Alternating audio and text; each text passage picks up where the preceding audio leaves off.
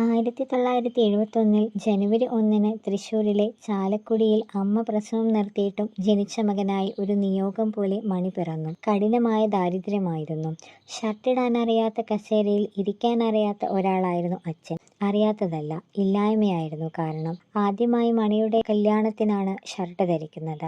തൻ്റെ ഓലമേഞ്ഞ വീട്ടിലിരിക്കുമ്പോൾ അയൽവീട്ടിലെ റേഡിയോയിൽ നിന്ന് കേട്ട പരിപാടികളിലൂടെ മണി കലാസ്വാദനം തുടങ്ങി. സ്കൂളിൽ പഠിക്കുമ്പോൾ സ്പോർട്സിലായിരുന്നു താല്പര്യം. സംസ്ഥാന തലത്തിൽ അദ്ദേഹം സമ്മാനങ്ങൾ നേടി. പിന്നീട് പാട്ടിലൂടെ കലാരംഗത്ത് പ്രവേശിച്ച് മണി സ്കൂൾ യുവജനോത്സവത്തിൽ മോണോ ആക്ടിന് 1ാം സമ്മാനം നേടി. ശേഷം മിമിക്രി ചെയ്യാമെന്ന് തോന്നി. വീട്ടിലെ പട്ടിണി മാറ്റാൻ ഓർമ്മ വെച്ച കാലം മുതൽ എല്ലുമുറിയെ പണിയെടുത്ത മണി ചെയ്യാത്ത ജോലികൾ വിളരമായിരുന്നു. വൈദ്യശാലയ്ക്ക് വേണ്ടി കുറുന്തോട്ടി പറിക്കാനിറങ്ങി. മണൽ വാരാൻ പോയി. തെങ്ങ് കയറ്റക്കാരനായി.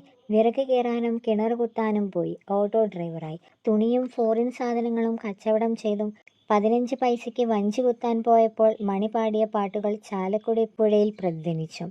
ഒരിക്കൽ അമ്പലത്തിൽ കാപ്പി വിൽക്കാൻ പോയ മണിയുടെ കാപ്പി ആരും വാങ്ങിയില്ല.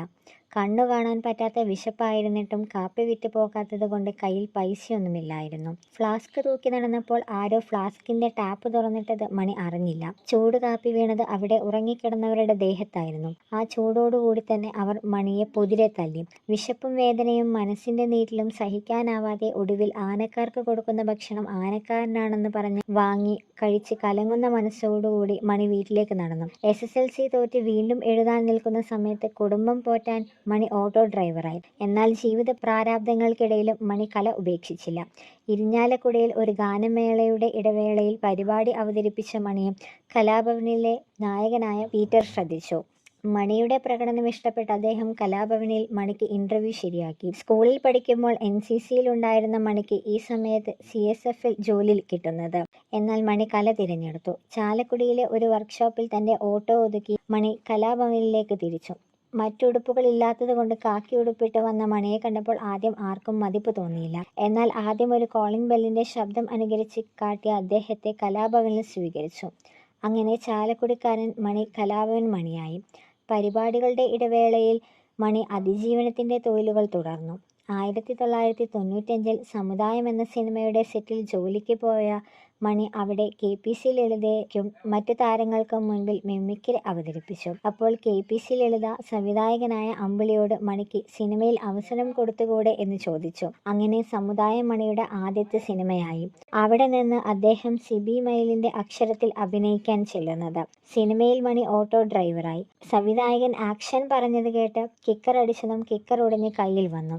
ആളുകളുടെ മുൻപിൽ അപഹാസ്യനായി നിറഞ്ഞ കണ്ണ് മണി ആരും കാണാതെ തുടച്ചു. ചാലക്കുടി ചന്തയിൽ ചിലപ്പോൾ സാധനങ്ങൾ എടുക്കാനെത്തുന്ന ലോഹിത്ദാസിനെ കണ്ടിരുന്നെങ്കിലും മണിയെ ലോഹിത്ദാസ് കാണുന്നത് ഒരു കലാപരിപാടിക്കിടെയാണ്. മണിയുടെ പ്രകടനം ഇഷ്ടപ്പെട്ട അദ്ദേഹം മണിയെ സെല്ലാപം എന്ന സിനിമയിലേക്ക് ക്ഷണിച്ചു.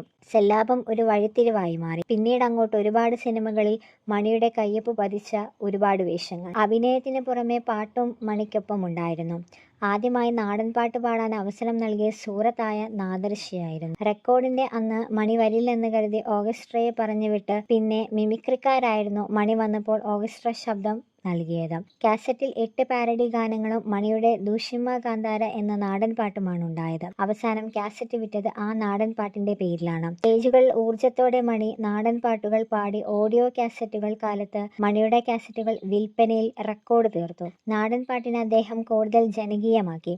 തന്റെ ട്രേഡ് മാർക്ക് ചിരിയുമായി കുതിക്കുകയായിരുന്നു. മലയാളത്തിലെ ആദ്യത്തെ ഒറ്റ കഥാപാത്രമുള്ള ചിത്രം ദി ഗാർഡിൽ മണി നായകനായി. വാസന്തിയും ലക്ഷ്മിയും പിന്നെ ഞാനും എന്ന ചിത്രത്തിലെ വേഷത്തിലൂടെ വിസ്മയിച്ചു. വിക്രമത്തിനോടൊപ്പം അഭിനയിച്ച ജമീലിലൂടെ മികച്ച വില്ലൻ ഉള്ള ഫിലിം ഫെയർ അവാർഡ് സ്വന്തമാക്കി. തമിഴിന് പുറമെ തെലുങ്കിലും കന്നഡയിലും അഭിനയിച്ചു.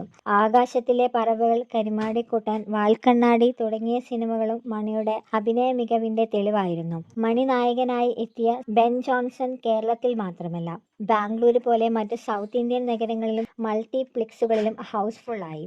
മലയാളത്തിൽ ഏറ്റവും കൂടുതൽ സിനിമകളിൽ സ്വന്തം ശബ്ദത്തിൽ പാടിയ റെക്കോർഡ് മറ്റാർക്കുമല്ല. തന്റെ കഥാപാത്രങ്ങളുടെ പൂർണ്ണതയ്ക്ക് വേണ്ടി എന്തു ചെയ്യാനും അദ്ദേഹം തയ്യാറായിരുന്നു. അധ്വാനിക്കുന്ന ആ മനസ്സുകൊണ്ടായിരുന്നു മണി എല്ലാം നേടിയത്. കലോത്സവത്തിൽ ലഭിച്ച 500 രൂപയ്ക്ക് അച്ഛൻ്റെ ചികിത്സാ ചെലവും ഒരു പുതിയ വാച്ചും ഒരു പഴയ സൈക്കിളും വാങ്ങിയതിനു ശേഷം ബാക്കി പണം ഓലമേഞ്ഞ വീട്ടിൽ സൂക്ഷിക്കാൻ അലമാരയില്ലാത്തതുകൊണ്ട് വീട്ടുമുറ്റത്ത് കുഴിച്ചിട്ട കുട്ടി മുതിർന്നപ്പോൾ ലക്ഷങ്ങൾ പ്രതിഫലം വാങ്ങി. കുട്ടിക്കാലത്ത് അച്ഛൻ ജോലി ചെയ്യുന്ന സ്ഥലത്ത് പുസ്തകം വാങ്ങാൻ 5 രൂപ ചോദിച്ചെത്തിയ മണിയെ വൈകിട്ട് 5 മണിയാകുമ്പോൾ അച്ഛൻ ശമ്പളം തരും, അതുകൊണ്ട് പുറത്തേക്ക് മാറുന്നില്ല എന്ന് പറഞ്ഞ് അപമാനിച്ചവരുടെ സ്ഥലം എല്ലാം മണി വാങ്ങി. വലിയ താരമായിട്ടും കുടുംബത്തിനും അന്നം തന്ന ചാലക്കുടി ചങ്ങാതി എന്ന ഓട്ടോ സൂക്ഷിച്ചു. ഓണത്തിനും വിഷുവിനും ഓട്ടോയുമായി മണി സവാരിക്കിറങ്ങും. ആൾക്കാരെ കയറ്റും. പൈസ കൊടുക്കാൻ നേരത്തായിരിക്കും മണിയാണെന്ന് അവർക്ക് മനസ്സിലാവുന്നത്. ഒരു പുഞ്ചിരിയോടെ പണം നിരസിച്ച് മണി വീണ്ടും കിക്കറടിക്കും. വന്ന വഴി മറക്കാത്ത നോവുകൾ സൂക്ഷിച്ച മണി തന്റെ പ്രതിഫലത്തിലധികവും ജീവകാരുണ്യ പ്രവർത്തനത്തിനായി ചെലവഴിച്ചു. ചാലക്കുടിക്കാരനായി സങ്കടങ്ങൾക്കും വിളി കേട്ട മണി എപ്പോഴും ഉണ്ടായിരുന്നു. ഒടുവിൽ ചാലക്കുടി പുഴയെ കണ്ണീർ പുഴയാക്കി 2016 മാർച്ച് 6-ാം തീയതി തന്റെ 45-ാം വയസ്സിൽ മണി യാത്രയായി. പാടാൻ ഒരുപാട് ഗാനങ്ങളും അണിയാൻ വേഷങ്ങളും ബാക്കിയാക്കി ആ യാത്ര. ഒന്ന് ഇല്ലായ്മയിൽ നിന്ന് കലയെ പിടിവള്ളിയാക്കി ഒരുപാട് ദൂരം അദ്ദേഹം താണ്ടി. സ്വപ്നം കാണാൻ സാഹചര്യങ്ങളല്ല മനസ്സ് മതി എന്ന് തെളിയിച്ചു. പ്രിയപ്പെട്ടവർക്ക് ഓർമ്മിക്കാൻ ഒരുപാട് നല്ല ഓർമ്മകൾ ബാക്കിയാക്കി. ആഘോഷങ്ങളും ആരവങ്ങളും ഇല്ലാതെ ഇനി ആ വലിയ മനുഷ്യൻ ഉറങ്ങട്ടെ.